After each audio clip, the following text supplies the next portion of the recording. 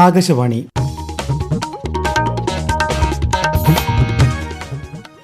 നമസ്കാരം. പ്രാദേശിക വാർത്തകൾ വായിക്കുന്നത് അനിൽകുമാർ. പ്രധാന വാർത്തകൾ. രാജ്യത്തെ ജനങ്ങളുടെ ദേശസ്നേഹവും ഐക്യവും ദൃഢമാക്കാൻ ഹർ ഘർ തിരങ്ക പ്രചാരണം നിർണായക പങ്കുവഹിക്കുന്നതായി ഉപരാഷ്ട്രപതി CP രാധാകൃഷ്ണൻ. പട്ടികജാതി പട്ടികവർഗ വിഭാഗത്തിന്റെ ഉന്നമനത്തിന് സർക്കാർ എല്ലാ കാലവും മുൻഗണന നൽകുന്നുണ്ടെന്ന് മുഖ്യമന്ത്രി VD സതീശൻ. സംസ്ഥാനത്തിന്റെ ക്രമസമാധാനം തകർക്കുന്നവർക്കെതിരെ കർശന നടപടി ഉണ്ടാകുമെന്ന് ആഭ്യന്തരമന്ത്രി രമേശ് ചെന്നിത്തല. കനത്ത മഴയെ തുടർന്ന് വെള്ളപ്പൊക്ക ദുരിതമനുഭവിക്കുന്ന കുട്ടനാട് മേഖലയിൽ സന്ദർശനം നടത്തി മന്ത്രിമാരായ M. ലിജിവും T. സിദ്ദിഖും. സംസ്ഥാനത്ത് കനത്ത മഴയ്ക്കും ശക്തമായ കാറ്റിനും സാധ്യത. ഇന്ന് 4 ജില്ലകളിൽ മഞ്ഞ ജാഗ്രത. കേരളം, കർണാടകം, ലക്ഷദ്വീപ് തീരങ്ങളിൽ മത്സ്യബന്ധനത്തിന് വിലക്ക്. കൊറിയ മാസ്റ്റേഴ്സ് ബാഡ്മിന്റൺ വനിതാ സിംഗിൾസ് കിരീടം ഇന്ത്യൻ താരം അഷ്മിത ചാലിഹയ്ക്ക്. വാർത്തകൾ വിശദമായി. രാജ്യത്തെ ജനങ്ങളുടെ ദേശസ്നേഹവും ഐക്യവും ദൃഢമാക്കാൻ ഹർ ഘർ തിരങ്ക പ്രചാരണ പരിപാടി നിർണായക പങ്കുവഹിക്കുന്നതായി ഉപരാഷ്ട്രപതി CP രാധാകൃഷ്ണൻ. ഹർ ഘർ തിരങ്ക യജ്ഞത്തിന്റെ ഭാഗമായി ആൻഡമാൻ നിക്കോബാറിലെ ശ്രീവിജയപുരത്തെ ഫ്ളാഗ് ഓഫ് പോയിന്റിൽ ദേശീയ പതാക ഉയർത്തിയ ശേഷം സംസാരിക്കുകയായിരുന്നു അദ്ദേഹം. നിരവധി സ്വാതന്ത്ര്യ സമര സേനാനികളുടെ ത്യാഗവും പോരാട്ടവീര്യവും നേരിട്ടെറിഞ്ഞ മണ്ണാണ് ആൻഡമാനിലിതെന്നും അദ്ദേഹം പറഞ്ഞു. രാജ്യത്ത് സ്വാതന്ത്ര്യദിനത്തിന് മുന്നോടിയായി ഹർ ഘർ തിരങ്ക പ്രചാരണത്തിന് തുടക്കമായി. ദേശീയ പതാക ഉയർത്താനും ദേശസ്നേഹം, ദേശീയ ഐക്യം, ഇന്ത്യയുടെ സാംസ്കാരിക പൈതൃകം എന്നിവ ആഘോഷിക്കാനും പൌരന്മാരെ പ്രോത്സാഹിപ്പിക്കുക എന്നതാണ് ഈ ഉദ്യമത്തിന്റെ ലക്ഷ്യം. 2022 ആസാദി കാ അമൃത് മഹോത്സവ ആഘോഷങ്ങളുടെ ഭാഗമായാണ് ഹർ ഘർ തിരങ്ക പരിപാടി ആരംഭിച്ചത്. പ്രചാരണത്തിന്റെ ഭാഗമായി നിരവധി പരിപാടികളും രാജ്യമെമ്പാടും സംഘടിപ്പിക്കുന്നുണ്ട്. ക്വിറ്റ് ഇന്ത്യ പ്രസ്ഥാനത്തിൽ പങ്കെടുത്ത എല്ലാവർക്കും ആദരം അർപ്പിച്ച് ഉപരാഷ്ട്രപതി CP രാധാകൃഷ്ണനും പ്രധാനമന്ത്രി നരേന്ദ്രമോദിയും. ക്വിറ്റ് ഇന്ത്യ എന്ന ആഹ്വാനം ഇന്ത്യയുടെ സ്വാതന്ത്ര്യ സമരത്തിന് പുതിയ ഊർജ്ജം പകർന്നുവെന്നും ഈ പ്രസ്ഥാനത്തിൽ പങ്കെടുത്തവരുടെ ധൈര്യം എല്ലാ ഇന്ത്യക്കാർക്കും എക്കാലവും പ്രചോദനമായിരിക്കുമെന്നും ശ്രീ മോദി സാമൂഹ്യമാധ്യമത്തിൽ പറഞ്ഞു. പട്ടികജാതി പട്ടികവർഗ വിഭാഗത്തിന്റെ ഉന്നമനത്തിന് സർക്കാർ എക്കാലവും മുൻഗണന നൽകുന്നുണ്ടെന്ന് മുഖ്യമന്ത്രി VD സതീശൻ. തദ്ദേശീയ ജനതയുടെ അന്തർദേശീയ ദിനാചരണത്തിന്റെ സംസ്ഥാനതല ഉദ്ഘാടനം എറണാകുളത്ത് നിർവഹിക്കുകയായിരുന്നു അദ്ദേഹം. ഈ വിഭാഗങ്ങളുടെ ഭവന നിർമ്മാണവുമായി ബന്ധപ്പെട്ട് പ്രത്യേക പദ്ധതി ആരംഭിക്കുമെന്നും വിദ്യാഭ്യാസത്തിന് കൂടുതൽ പരിഗണന നൽകുമെന്നും മുഖ്യമന്ത്രി പറഞ്ഞു. സംസ്ഥാനത്തിന്റെ ക്രമസമാധാനം തകർക്കുന്ന ഗുണ്ടകൾക്കെതിരെ ശക്തമായ നടപടിയുണ്ടാകുമെന്നും ജനങ്ങളുടെ സമാധാനപരമായ ജീവിതത്തിനാണ് മുൻഗണന നൽകുന്നതെന്നും ആഭ്യന്തരമന്ത്രി രമേശ് ചെന്നിത്തല. അർജുൻ ആയങ്കിയെ പിടികൂടിയ പശ്ചാത്തലത്തിൽ തൃശൂരിൽ മാധ്യമങ്ങളോട് സംസാരിക്കുകയായിരുന്നു അദ്ദേഹം. ഗുണ്ടകൾക്കെതിരെ കർശന നിരീക്ഷണം ഏർപ്പെടുത്തുമെന്നും നിയമപരമായ എല്ലാ നടപടിയും സ്വീകരിക്കുമെന്നും ശ്രീ രമേശ് ചെന്നിത്തല പറഞ്ഞു. ജനങ്ങളുടെ സമാധാന ജീവിതം ഉറപ്പുവരുത്തുക എന്നാണ് ലക്ഷ്യം. ഇന്നലെ മുതൽ ആരംഭിച്ചു കഴിഞ്ഞു. നൊട്ടോറിയസ് ആയിട്ടുള്ള ഗുണ്ടകളും സാമൂഹ്യ വിരുദ്ധന്മാരും ജനങ്ങളുടെ സ്വൈര്യ ജീവിതത്തെ തകർക്കാൻ ശ്രമിക്കുകയാണെങ്കിൽ ശക്തമായ നടപടി ഉണ്ടാകും. ആ കാര്യത്തിലൊന്നും ഒരു വിട്ടുവീഴ്ചയിലും ജനങ്ങളെ വെല്ലുവിളിക്കാൻ ആരെയും അനുവദിക്കില്ല. കേരളം സമാധാനം ആഗ്രഹിക്കുന്ന ജനങ്ങൾ ജീവിക്കുന്ന നാടാണ്. കനത്ത മഴയെ തുടർന്ന് വെള്ളപ്പൊക്ക ദുരിതമനുഭവിക്കുന്ന കുട്ടനാട് മേഖലകളിൽ മന്ത്രിമാരായ M. ലിജുവും T. സിദ്ദിഖും സന്ദർശനം നടത്തി. KC Venugopal MP, Reji Cheriyan MLA, ജില്ലാ കളക്ടർ ഷാജി V. നായർ, കുട്ടനാട്ടിലെ ജനപ്രതിനിധികൾ, മുതിർന്ന ഉദ്യോഗസ്ഥർ തുടങ്ങിയവർ സംഘത്തിലുണ്ടായിരുന്നു.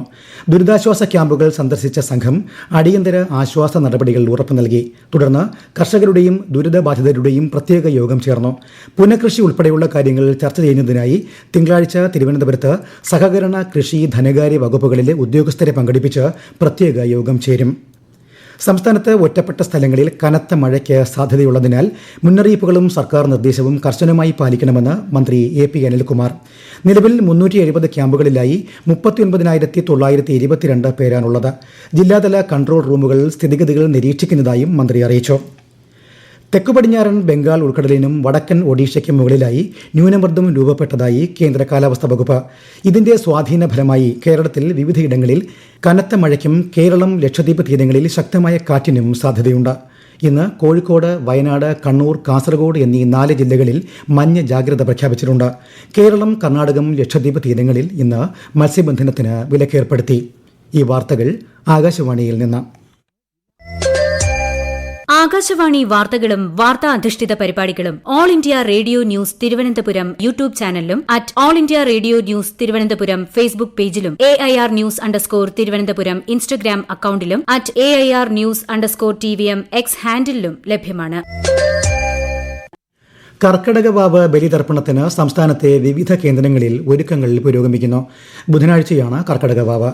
തിരുവനന്തപുരം തിരുവല്ലം പരശുരാമ ക്ഷേത്രം, എറണാകുളം ആലുവ മണപ്പുറം, വയനാട് തിരുനെല്ലി മഹാവിഷ്ണു ക്ഷേത്രം, മലപ്പുറം തിരുനാവായ ശ്രീ നാവാമുകുന്ദ ക്ഷേത്രം, തിരുവനന്തപുരം വർക്കല പാപനാശം കടൽത്തീരം, കണ്ണൂർ പയ്യാമ്പലം ബീച്ച് എന്നിവിടങ്ങളാണ് സംസ്ഥാനത്തെ പ്രധാനപ്പെട്ട ബലിതർപ്പണ കേന്ദ്രങ്ങൾ. മഴ സാഹചര്യം കണക്കിലെടുത്ത് പ്രത്യേക ജാഗ്രതാ നിർദ്ദേശവും നിലനിൽക്കുന്നുണ്ട്. നെല്ലുവില ഓണത്തിന് മുൻപ് കൊടുത്തു തീർക്കാൻ സംസ്ഥാന സർക്കാർ പ്രോത്സാഹന ബോണസ് ഇനത്തിൽ 150 കോടി രൂപ കൂടി അനുവദിച്ചു. പാലക്കാട് ജില്ലയിൽ 306 കോടി രൂപയാണ് കർഷകർക്ക് നൽകാനുള്ളത്. ആകാശവാണി പാലക്കാട് ജില്ലാ പ്രതിനിധി ഫൈസൽ അലിമുത്ത് തയ്യാറാക്കിയ റിപ്പോർട്ട്. ഇനി 156 കോടി രൂപ കൂടി അനുവദിച്ചാൽ മാത്രമേ ജില്ലയിൽ നെല്ലുവില പൂർണ്ണമായും നൽകാനാവൂ. നെല്ലെടുപ്പുമായി ബന്ധപ്പെട്ട ഓഡിറ്റ് റിപ്പോർട്ടും മുൻകാല കണക്കുകളും ഹാജരാക്കാത്തതിനാൽ കേന്ദ്രത്തിൽ നിന്ന് ലഭിക്കാനുള്ള താങ്ങുവിലയും ലഭിക്കാത്ത സാഹചര്യമാണ്. ഇതിനായി ഓഡിറ്റ് നടപടികൾ വേഗത്തിൽ പൂർത്തിയാക്കാൻ മന്ത്രി അനൂപ് ജേക്കബ് സപ്ലൈകോയ്ക്ക് നിർദ്ദേശം നൽകിയിട്ടുണ്ട്. സംസ്ഥാന സർക്കാർ അടിയന്തരമായി നടപടിക്രമങ്ങൾ പൂർത്തീകരിച്ച് ഓണത്തിന് മുൻപ് കർഷകർക്ക് നെല്ലുവില ലഭ്യമാക്കാനുള്ള നടപടികൾ സ്വീകരിക്കണമെന്നാണ് ജില്ലയിലെ കർഷകരുടെ ആവശ്യം. നീറ്റ് PG പ്രവേശന പരീക്ഷയ്ക്ക് സംസ്ഥാനത്ത് നിന്നുള്ള ഉദ്യോഗാർത്ഥികൾക്ക് കേരളത്തിൽ തന്നെ പരീക്ഷാ കേന്ദ്രങ്ങൾ അനുവദിക്കണമെന്നാവശ്യപ്പെട്ട് കെ സുധാകരൻ MP കേന്ദ്ര വിദ്യാഭ്യാസ മന്ത്രി പ്രഹ്ലാദ് ജോഷിക്ക് കത്തയച്ചു. പരീക്ഷാ കേന്ദ്രങ്ങൾക്ക് സംസ്ഥാന തലത്തിലുള്ള മുൻഗണനകളാണ് ഇത്തവണ അപേക്ഷയിൽ ചോദിച്ചിരുന്നത്.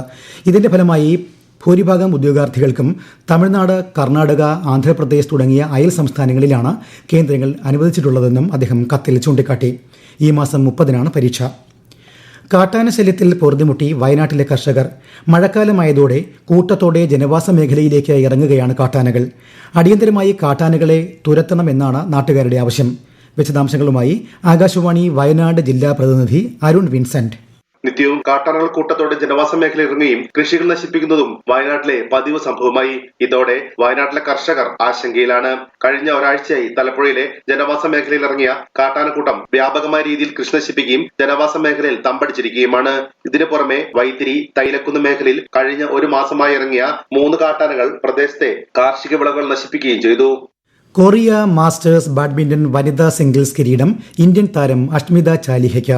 രാവിലെ നടന്ന ഫൈനലിൽ ചൈനയുടെ ഹാൻ കിയാൻഷിയെ 14-21, 21-14, 21-14 എന്ന സ്കോറിനാണ് അഷ്മിത പരാജയപ്പെടുത്തിയത്. അഷ്മിതയുടെ ആദ്യ BWF കിരീടമാണിത്. PSC വിഷയവുമായി ബന്ധപ്പെട്ട് മുഖ്യമന്ത്രിക്ക് കത്തയച്ച് BJP സംസ്ഥാന അധ്യക്ഷൻ രാജീവ് ചന്ദ്രശേഖർ. സമരം ചെയ്യുന്ന ഉദ്യോഗാർത്ഥികളുമായി സർക്കാർ അടിയന്തര ചർച്ചയ്ക്ക് തയ്യാറാകണമെന്നും BJP സംസ്ഥാന അധ്യക്ഷൻ ആവശ്യപ്പെട്ടു.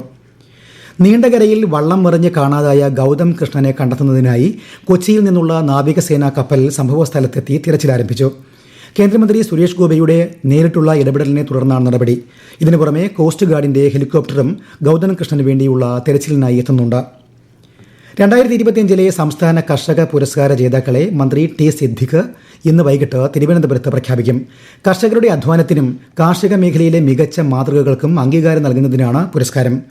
കാർഷിക മേഖലയിലെ സമഗ്ര സംഭാവനകൾക്കുള്ള ഉമ്മൻചാണ്ടി സ്മാരക award, urban roof top farmer, ഉദ്യാന ശ്രേഷ്ഠ എന്നിങ്ങനെയാണ് 3 പുതിയ പുരസ്കാരങ്ങൾ ഉൾപ്പെടെ 38 വിഭാഗങ്ങളിലായാണ് അവാർഡുകൾ പ്രഖ്യാപിക്കുന്നത്.